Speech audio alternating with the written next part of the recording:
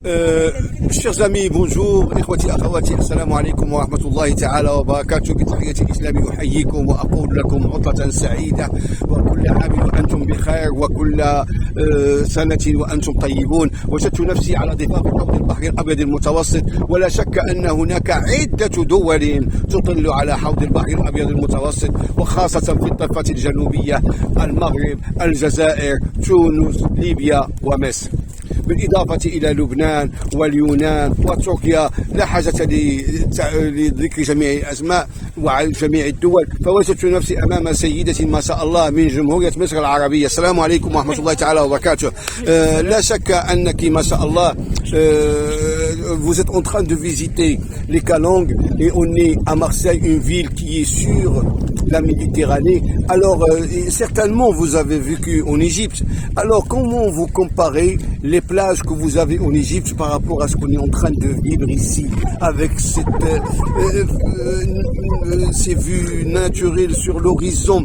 La mer, elle est vraiment très propre. La plage, elle est, si jamais elle est au sable fin, c'est très ultra propre. Et aussi bien ces rochers. Et il faut savoir que c'est notre planète bleue qui nous appartient tous, comme il a dit le bon Dieu dans le Coran. Ça veut dire voilà, c'est Adam ou Hawa, ils étaient dans le paradis, sauf que Satan, il les a manipulés et ils ont été manger une pomme et ils ont payé le prix cher. On se retrouve sur cette terre-là. Alors je vous laisse la réponse, s'il vous plaît. Merci. C'est une longue question pour une réponse qui va pas être aussi longue. Mais c'est pas grave, c'est pas grave. L'essentiel, c'est qu'il y a une participation d'une personne égyptienne. Comparer des voilà, les plages. Alors, les plages, elles sont différentes, hein, tant au niveau de l'atmosphère que du paysage. Sur les plages, par exemple, si je prends l'exemple d'Alexandrie, qui est sur le bord de la Méditerranée, c'est des plages qui sont souvent très peuplées, avec beaucoup de monde. On a des fois du mal peut-être à s'installer parce que voilà, la population égyptienne est quand même assez. L'Égypte actuellement, c'est combien d'habitants? 80 millions ou 120 millions? 120 millions, je pense. On a atteint le cap des 100. Donc, il y aura le recensement? Je sais pas, mais je pense qu'on a atteint 100 millions, voire peut-être au-delà. Mais donc oui, enfin après c'est des plages qui sont très belles. J'ai passé mon enfance et carrément tous les étés j'allais en Égypte, donc je connais les plages d'Alexandrie par exemple, pour prendre l'exemple d'Alexandrie, puisqu'on est sur le thème de la Méditerranée. Exact. Et c'est des plages qui sont magnifiques. Alors après, je sais pas si on peut vraiment comparer parce que c'est des ambiances qui sont différentes aussi. Mais c'est tout aussi agréable. Après, effectivement, on est sur une ambiance qui est particulière, plus orientale en Égypte, avec peut-être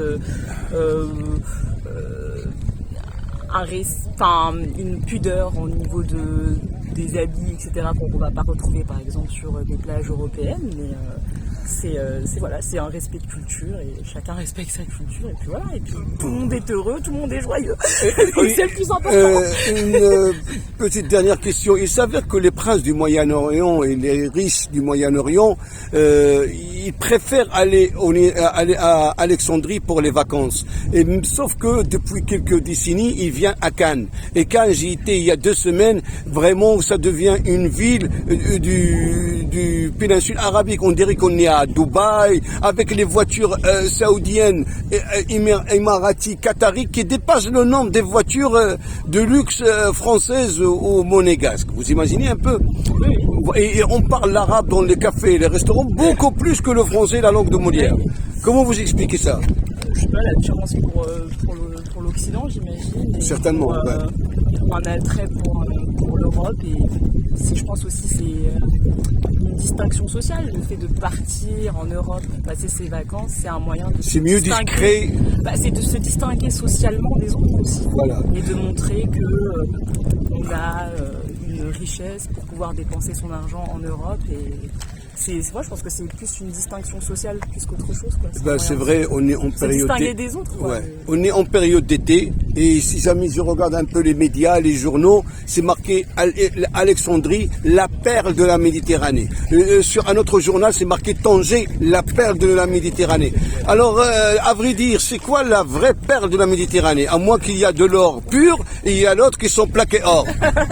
Ou bien c'est du zinc pour moi. La perle de la Méditerranée, c'est l'humanité, j'aurais dit ça, moi, tout simplement. En fait, les humains, je pense, c'est les humains qui font la beauté de l'endroit aussi. Donc je sais pas quoi répondre honnêtement. Ouais, non, parce que souvent on cite le nom d'une ville qui est au bord de la Méditerranée, on dit Aros al-Bahr al-Abyad al-Mutawassit. Ça veut dire que c'est la mariée et la princesse. Ouais, voilà.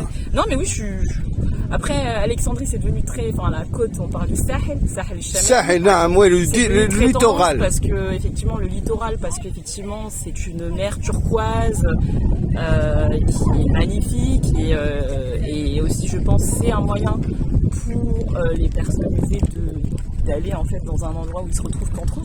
Mais c'est un peu cher par rapport à. Ouais, c'est plus cher d'aller se baigner dans des plages publiques côté Alexandrie, quoi. Donc, c'est un moyen aussi de se distinguer. C'est comme les gens qui vont à Saint-Tropez. Ouais. Vous étiez à Saint-Tropez? Je l'ai fait une fois. Et Cannes, vous l'avez fait? Ouais, je l'ai fait une fois aussi. Mais Nice? c'est pas non plus. Ouais, c'est pareil. Mais j'ai pas forcément. J'ai bien aimé Nice.